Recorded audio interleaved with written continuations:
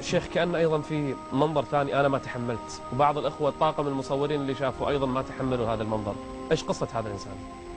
هذا كما تشاهدون أخوان برضو تحت تأثير المخدرات، إنه هو أتاه ملك الموت وهو على هذا المنظر في تأثير المخدر.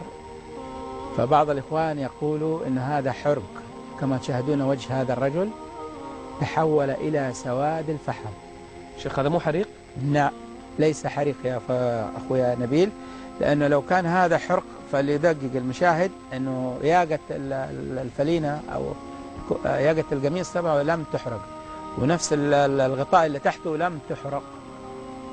فإذا كان حرق فأول حاجة، ولو تلاحظ كمان شعره لو كان حرق إيه، لو كان شعره كان حرق.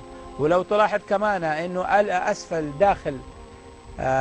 داخل فمه البياض، ورقبته كما تشاهدون في بياض. يعني عفوا شيخ هذا ايده نفس لون وجهه كان؟ هذا الوجه يعني هذا الجلد نفس اللون؟ الايد هذه من كل هنا انه له جلس مده هو في حاله تعفن في من تاثير المخدر، هو بعد ما اكتشفوه ميت، لكن جسمه كله لم يتغير. حتى لو تلاحظ انه معدته مع المده لم تنفجر.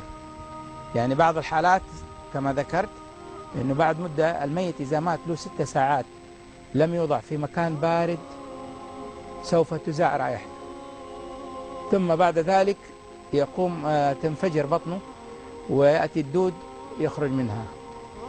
هذا كما تشاهدون معدته زي ما هي بلبسه كامل، يعني ما في مستحيل انه في هذا الوضع نغير لبسه كامل لم يمسه، ليس محروق.